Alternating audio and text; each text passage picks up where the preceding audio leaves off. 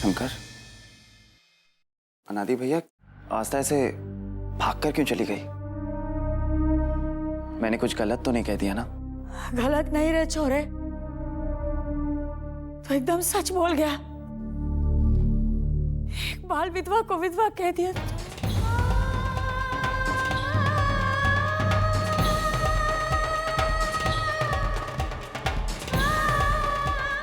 बाल विधवा? आस्था, कैसे? तेरे गांव से जाने के 2 महीने बाद ही इसकी शादी तय हुई थी, लेकिन शादी के रात ही चल बसा बीत इसका। 15 साल की थी, बाल विधवा हो गई। ससुराल वालों ने इसे मनुष्य कहकर यहाँ मैके में फटक दिया। मेरी मासूम बच्ची, वो दिन और आज का दिन, 19 साल की है। वो चटाक रंग भी चले गए और चपड़ चपड़ भी खामोश हो गई।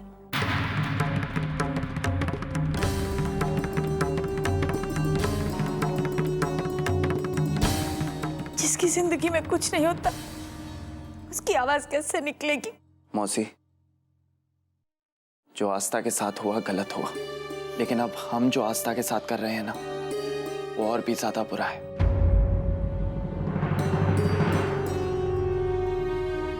जो कुछ भी हुआ उसमें आस्था की क्या गलती थी?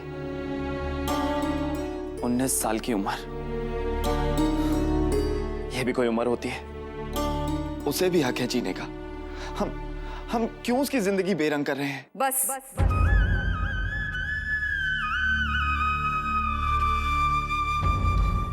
जो शहर से 2 काले अक्षर पढ़कर आवे हैं, वो अपना दिमाग खराब करके आवे हैं।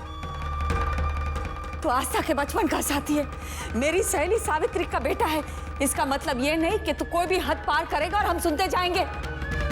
समाज के कायदे कानून पता है तुझे? एक विधवा की तरह जिंदगी बिताना, यही उसका नसीब होवे है। आज बोल गया तू, दूसरी बार मेरे सामने ही मत बोलना, समझा तू?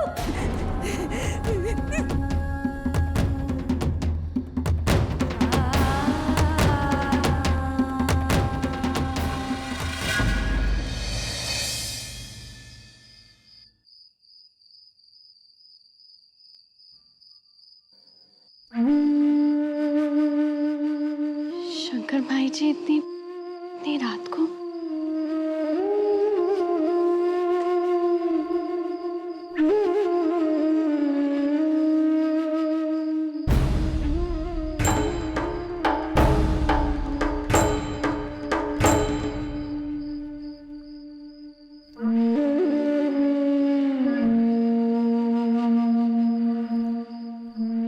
शंकर भाई जी,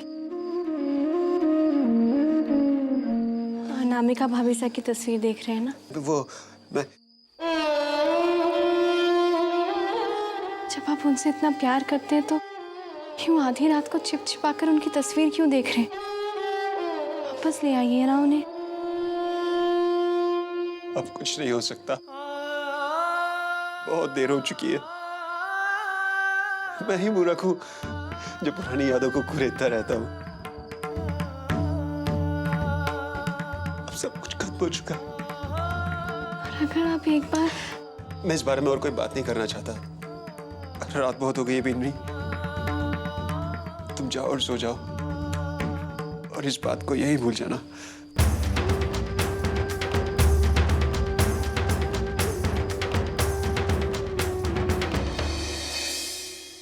पर ऐसा क्या हुआ था शंकर भाई सा और भाभी सा के बीच? 2 साल हो गए हैं, दोनों अलग रहते हैं। पर अलग होने की कोई वजह?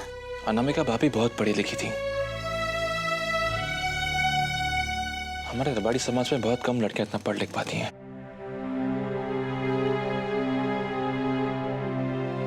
इसीलिए उनका रहन सहन, उनका सोचने का तरीका इतना अलग था।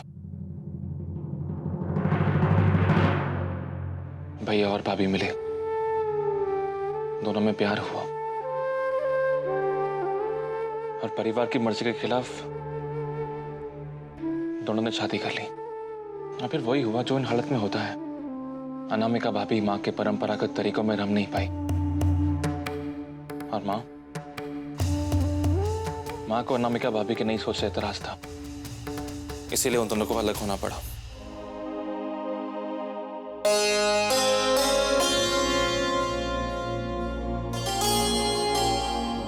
और भाभी अपने मायके लौट गई।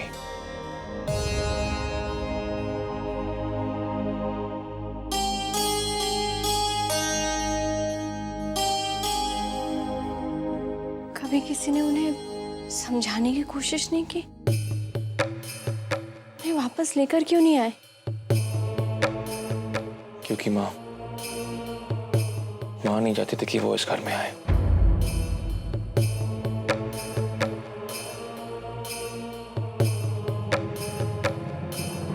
उनका सोचना था कि जिस औरत को अपने ससुराल की, अपने पति की परवाह नहीं, जो बिना बताए मायके चली जाए, उसे यहाँ रहने का कोई हक नहीं। पर अनादि जी, आपको नहीं लगता कि खुले विचारों का होना और पढ़ा लिखा होना, इसमें उनकी कोई गलती नहीं?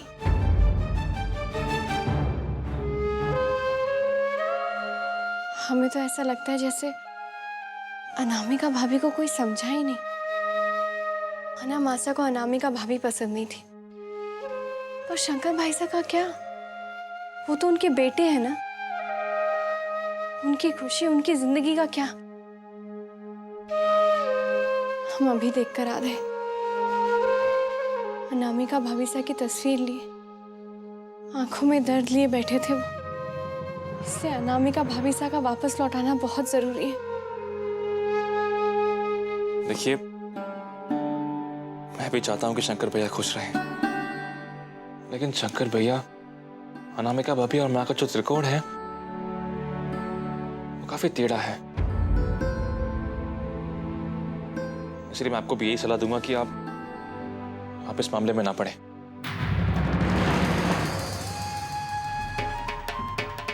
और वैसे भी अगर आपने कुछ किया तो माँ का भरोसा टूट जाएगा। भरोसा ही तो नहीं तोड़ना चाहते हम। मासा को लगता है कि हम इस घर की भाग्य लक्ष्मी है और हम इस घर को वारिस देंगे, पर ये सच नहीं। इस घर को वारिस सिर्फ इस घर की असली गृह लक्ष्मी दे सकती है, जो कि अनामिका भाभी सा है। इसी से इस घर की खुशियां जुड़ी हुई है। और फिर आप भी अपनी नई जिंदगी की शुरुआत करें, और आप भी फिर से शादी करके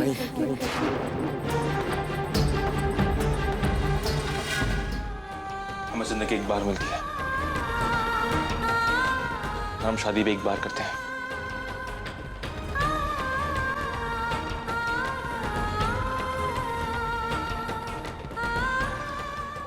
किस्मत ने जो मेरे लिए तय किया है उसमें मैं बहुत खुश हूं। पर अनादि जी, मैं इस बारे में कुछ और बात नहीं करना चाहता। जो हो रहा है वो ठीक नहीं हो रहा है। अनादि जी भी इस बात को समझ नहीं पा रहे। मुझे अनामिका भाभी साहब से मिलने जाना ही होगा।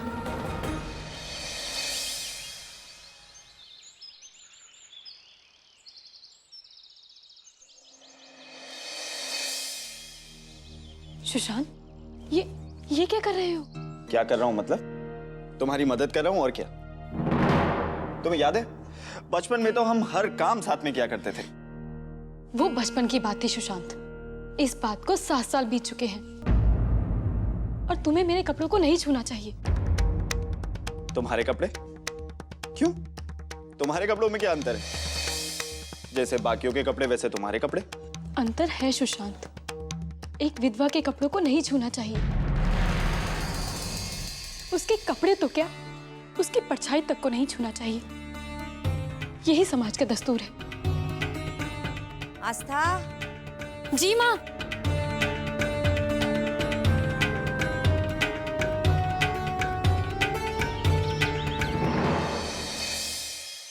तो तुम हो अनाथी की पत्नी। सुना मैंने कि उसने शादी कर ली है।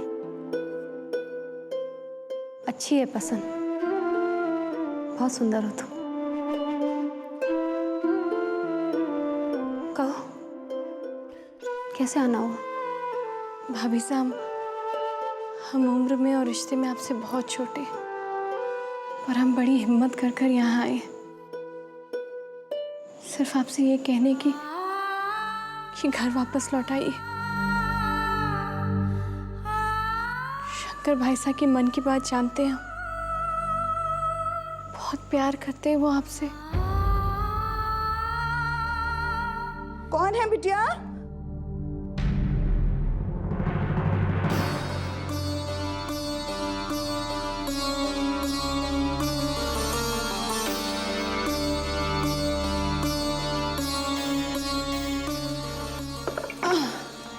कौन है बिटिया?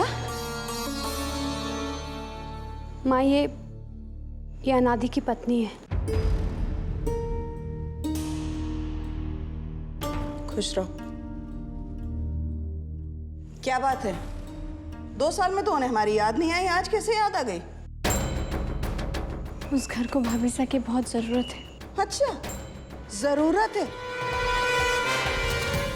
मुझे तो ये लगना शुरू हो गया था कि वो भूल चुके हैं कि उनके घर की बड़ी बहू का नाम अनामिका है। जहां तक इसकी सास का सवाल है, वो तो इसके साये तक से नफरत करती है। और जहां तक शंकर का सवाल है, वो इसे प्यार करता है या नहीं वो मैं नहीं जानती हूँ, लेकिन हाँ इतना जरूर जानती हूँ कि वो अपनी माँ से बहुत डरता है। जब से वो यहाँ आई है, पूछना तो दूर की बात है, कोई फोन नहीं, कोई चिट्ठी पत्र नहीं, कुछ नहीं। देखिए, बीती बातों को भूल जाइए। बेटा, बातों को भुलाया जाता है, जख्मों को नहीं। अब बहुत देर हो चुकी है। वैसे तो बहुत बड़े बड़े लोग रहते हैं उस घर में, तो उन्होंने तुम्हें यहाँ क्यों भेज दिया?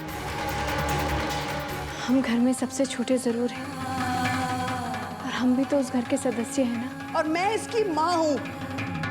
इसके सर पे इसके पिता का साया नहीं है।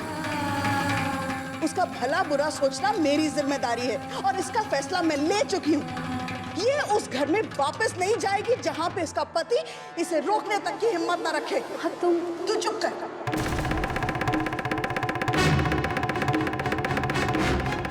बिल्कुल चुप। तुम ऐसी सास के घर बहू बनकर नहीं लौटोगी जो सिर्फ अपने अहम के लिए अपने बेटे की शादीशुदा जिंदगी का सत्यानाश कर दे। हम भी उस घर की बहू। ये बहुत बड़ी गलतफहमी है। मासा दिल की बुरी नहीं है। हाँ, ये तुमने ठीक कहा। वो दिल की बुरी नहीं है, वो तो इंसान ही बुरी है। उसे बहू नहीं, गुलाम चाहिए, और मेरी बेटी गुलाम नहीं है। मैंने फैसला कर लिया है, मेरी बेटी उस घर में कभी नहीं जाएगी।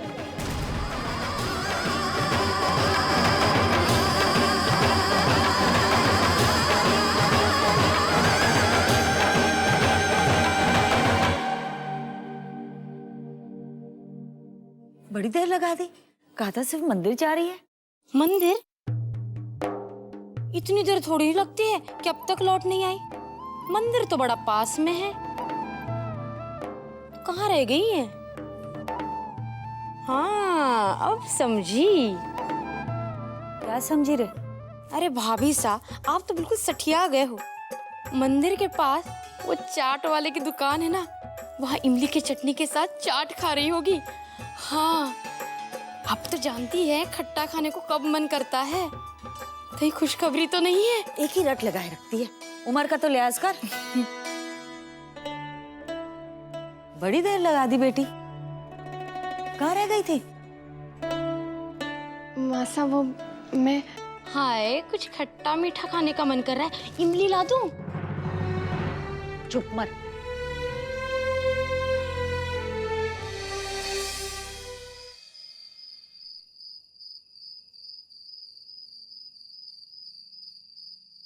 आ गया तू?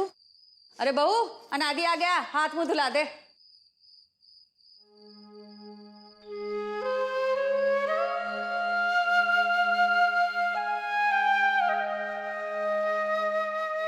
अरे बिंदनी, तू क्या खड़ी खड़ी सोच रही है? हाँ, बीन जब थका हारा घर आए तो जाओ, उसके पैर वैर दबाओ, थोड़ा आराम करवाओ, चाय पिलाओ, जाओ।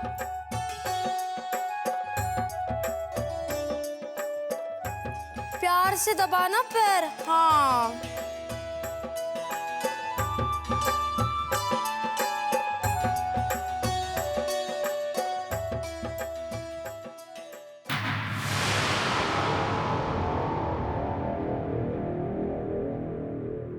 आप यहाँ?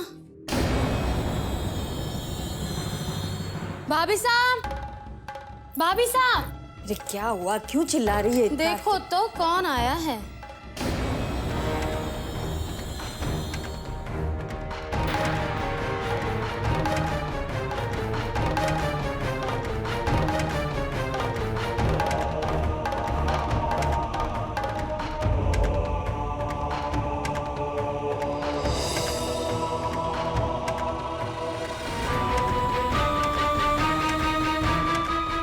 तारी हिम्मत कैसे हुई हमारे घर आने की? हिम्मत तो घनी है, मुझ में भी और मेरी बेटी में भी।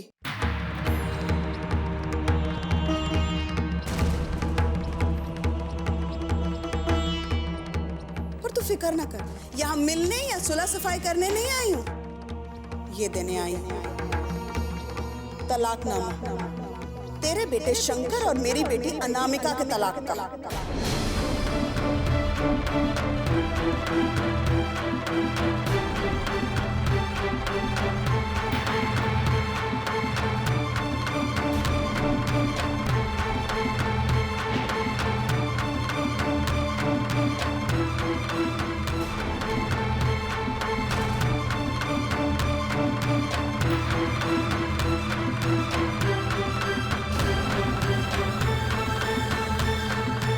दो साल तक तो कुछ नहीं किया, आज अचानक कैसे सूझी ये तलाकनामे की?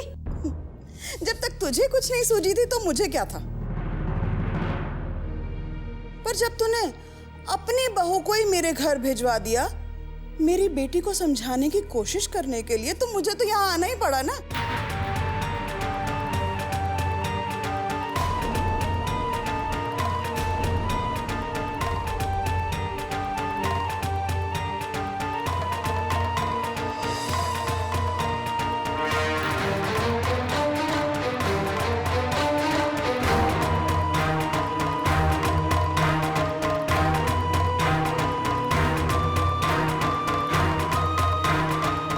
और जहां तक इस तलाकनामे की बात है ना, ये तलाकनामा इसलिए है ताकि इस तरह की कोशिश करने की कोई जुर्रत भी ना करे, समझी?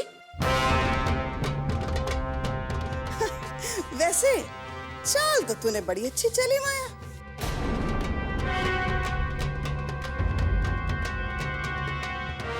क्या हुआ, तेरे निखट्टू शंकर को कोई लड़की नहीं मिल रही, या फिर इस घर को मेरी बेटी की कमाई की जरूरत पड़ गई?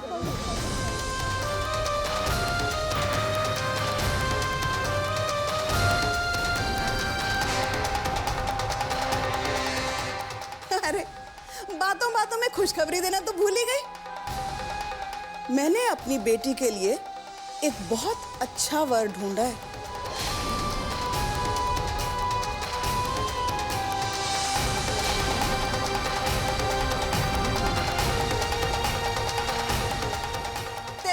निखट्टू शंकर से तो बहुत अच्छा है वो।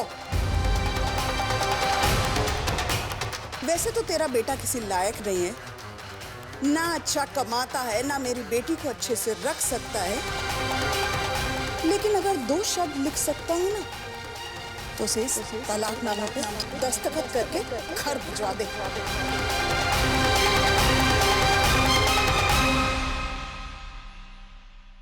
जयराम जी की